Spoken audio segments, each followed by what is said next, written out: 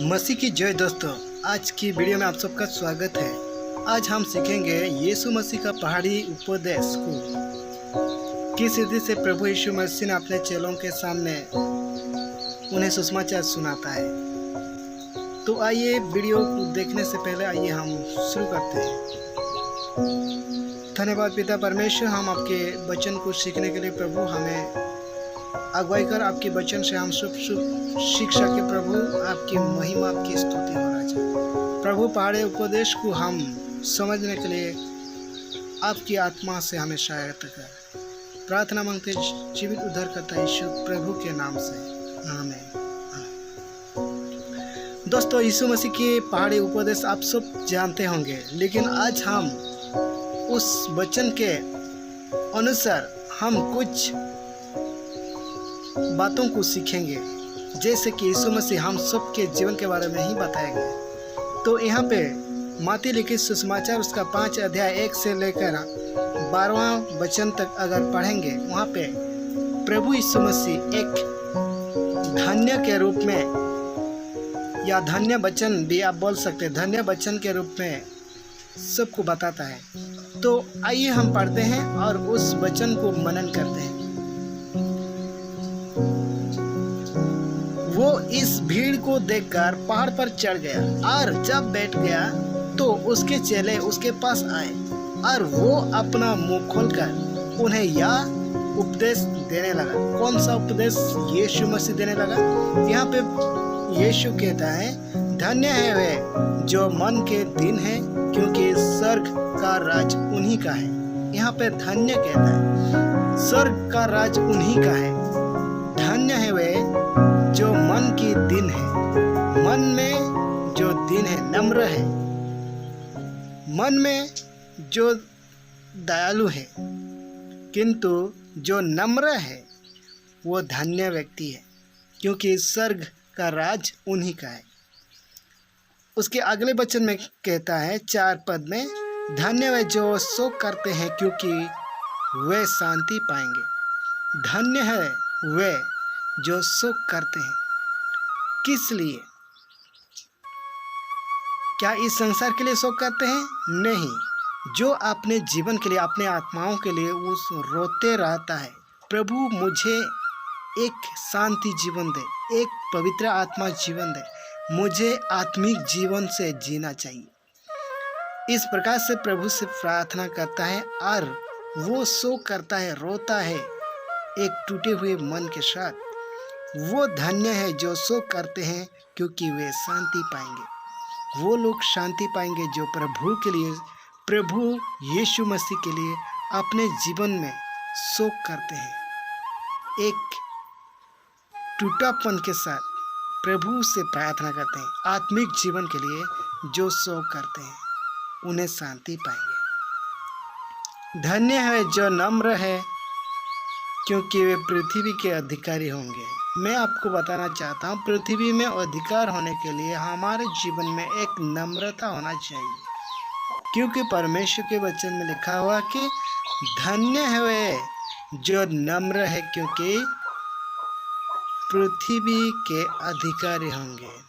आप में से कोई भी, शायद आप भी नम्र हैं, लेकिन आपको पता नहीं कि आप एक इस पृथ्वी में भी आप का अधिकार है, लेकिन आप नम्र बनेंगे तब सभी के साथ आप हाथ मिला सकते हैं, उसके साथ बात कर सकते हैं और उनके साथ आप दोस्ती भी कर सकते हैं, क्योंकि आप अधिकार हो जाएंगे। क्योंकि कोई भी गांव को किसी के साथ भी आप बात करते हैं तो उसका मन के बातों में आप जान जाओगे और उसके ऊपर आप एक अधिकार बांध जाओगे। वो आपके बातों को भी मान लेंगे, क्योंकि आप एक नम्र व्यक्ति हैं और इस पृथ्वी में आप अधिकार प्राप्त करेंगे। धन्य है जो धार्मिकता के भूखे हैं और प्यासे हैं, क्योंकि वे तृप्त किए जाएंगे। जो धार्मिकता के लिए भूख में है, प्यास में है, प्रभु की वचन के लिए, वो उस वचन के द्वारा उसको तृप्त किया जाएगा, प्रभु उसको तृप्त करेगा। मैं आपको बताना चाहता हूँ, जो लोग प्रभु यीशु के वचन के लिए अपने मन में भूख और प्यासा है उस वचन को सुनने के लिए, तो वो जरूर प्रभु उसको सारे प्रश्न का, सारे सवाल का जवाब प्रभु के वचन से उसको मिल जाता है, प्रभु उसको देता है। मैं आपको और वचन बताना चाहता हूँ, धन्य है जो दयावंत है क्योंकि उन पर दया की जाएगी। मैं आपको बताना चाहता हूँ, धन्य है वो जो व्यक्ति दयावंत है, जो दया करते हैं, वो भी प्रभु की ओर से उसको भी दया किया जाएगा। और इस संसार में अगर आप अपने रिश्तेदारों से, अपने भाई बहनों, कुटुंबों से अगर आप एक दयावंत है, तो आप कहीं भी जाओ, कोई भी व्यक्ति के साथ आप कभी भी संकट में नहीं पड़ोगे, बल्कि आपके ऊपर में भी दया किया जाता है। आप जब दुखी में हो जाते, दुखी में पड़ते हो, तो उस समय में भी आप पर दया किया जाएगा। धन्य है जिनके मन शुद्ध है क्योंकि वे परमेश्वर को देखेंगे। मैं आपको बताना चाहता हूँ, परमेश्वर को अगर देखना चाहते हो, परमेश्वर को अगर दर्शन से उसको देखना चाहते हो, तो आप एक के मन में शुद्ध होना चाहिए। आपके मन में शुद्ध नहीं होगा तब आप परमेश्वर को कभी देख नहीं पाओगे, क्योंकि मन की शुद्ध होने के बाद ही परमेश्वर को आप देख सकते हैं।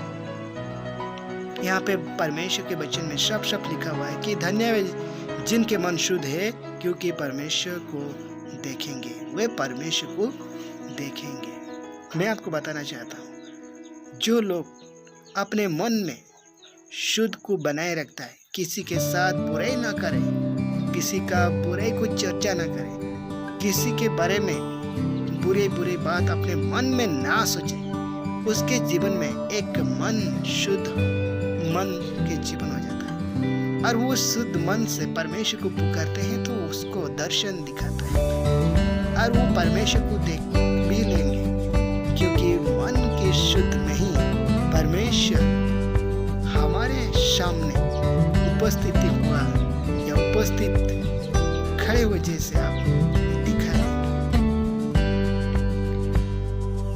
धन्य है जो मेल कराने वाले हैं क्योंकि वे परमेश्वर के पुत्र कहलाएंगे। मैं आपको बताना चाहता हूँ, अगर परमेश्वर के पुत्र आपको भी कहलाना योग्य बनना चाहते हो, तो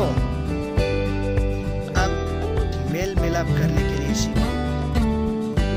कई बार लोग झगड़ा करते हैं, लोग आपस में एक दूसरों का दुश्मन बन जाते हैं, लेकिन मेल मिलाप नहीं करते हैं, किसी को क्षमा नहीं देना चाहते, किसी को क्षमा नहीं करते हैं। मैं आपको बताना चाहता हूँ, अगर आप उस प्रकार दुश्मनी माफ करते हो, मेल मिलाप करते हो, हाथ मिलवाते हो, तो परमेश्वर के बेटा या उसका पुत्र कहलाएंगे से कोई आपको रोकेगा नहीं, क्योंकि आप परमेश्वर के पुत्र कहलाएंगे।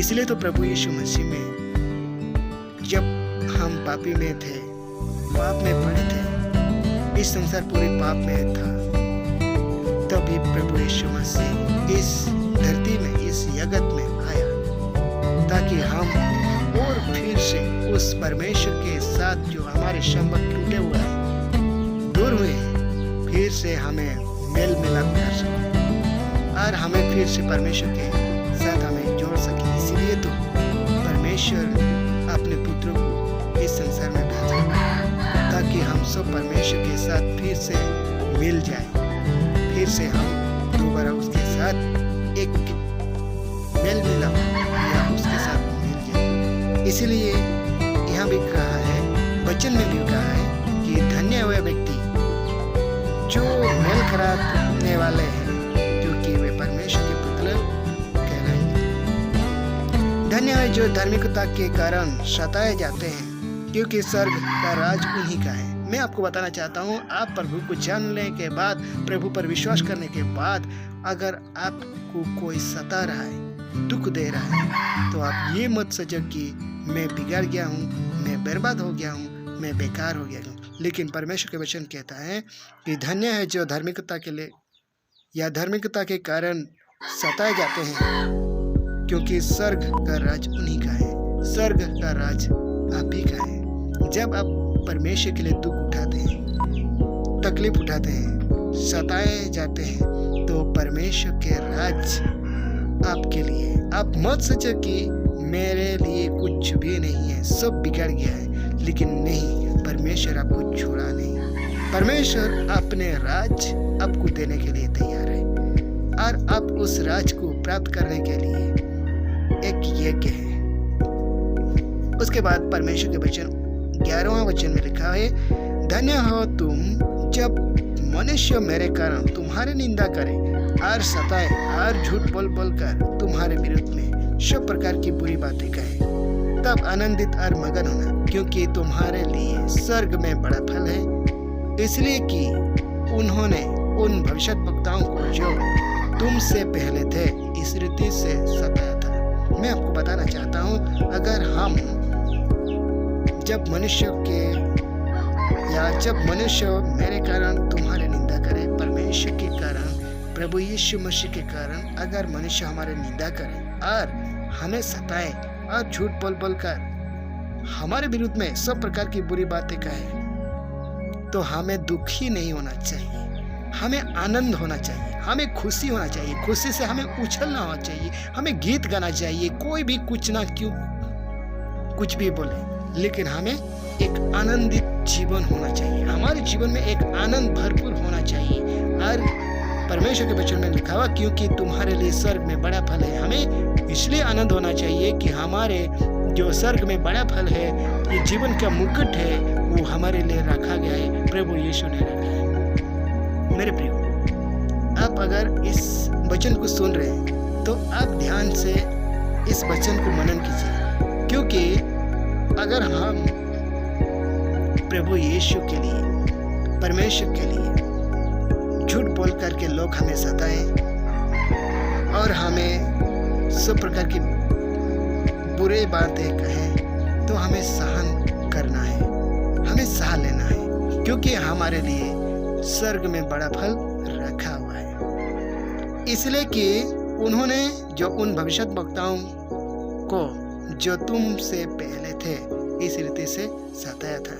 मैं आपको बताना चाहता हूँ, हम तो आजकल के विश्वासी है, लेकिन हमसे जो पहले विश्वास में थे, भविष्यद्वक्ता थे, बड़े बड़े परमेश्वर के दास थे, उन लोगों को भी इस रीति से सताया गया था, उन्हें ताड़ना किया गया था, उन्हें सब प्रकार की बुरी बातों कहा गया था, सब प्रकार की झूठ बोल बोल करके उन पर आरोप किया गया था।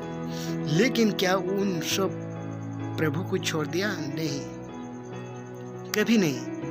हमें प्रभु से कभी दूर नहीं होना चाहिए। पौलुस लिखता है कि परमेश्वर के प्रेम से मुझे कोई अलग नहीं कर सकता है, ना अकाल, ना नंगा, ना तलवार, ना महामारी, ना इस संसार का कोई भी बीमारी हमें प्रभु की प्रेम से अलग कभी नहीं कर सकता है।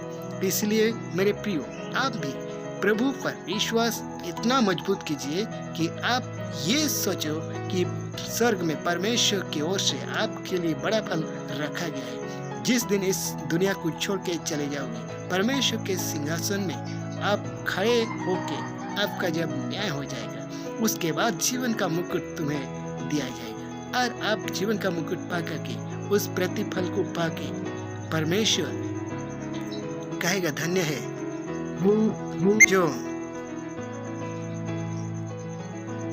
जो मेल कराता है, जो मेल मिलाप रखता है, क्योंकि वे परमेश्वर के पुत्र कहलाएंगे। मैं आपको बताना चाहता हूँ दोस्तों, आप बड़े धन्य लोग हैं, परमेश्वर पर विश्वास करते हो। आप परमेश्वर पर हमेशा प्रार्थना करते रहना कि आपके जीवन में कोई भी मुसीबत आए, कोई भी दुख तकलीफ आए, लेकिन आप परमेश्वर को धन्यवाद देते रहना और परमेश्वर से प्रार्थना करते रहना। देखना कि आपको परमेश्वर कितना ऊपर ऊंचा उठाएगा, आप भी सोच नहीं सकते। आपकी आशीष भरपूरी होगी, लोग आपके जीवन से आशीष को पाएंगे। लोग आपको पूछेंगे कि आप कैसे इतना बड़ा व्यक्ति बन गए, कैसे आपके जीवन में इतना अच्छे आशीष हुआ। लेकिन आप परमेश्वर के वचन में बने रहें। तो परमेश्वर आप सबको आशीष दे। God bless you. सबको जय मसीह। इस वचन के द्वारा परमेश्वर आप सबको आशीष करें। धन्यवाद। आमीन।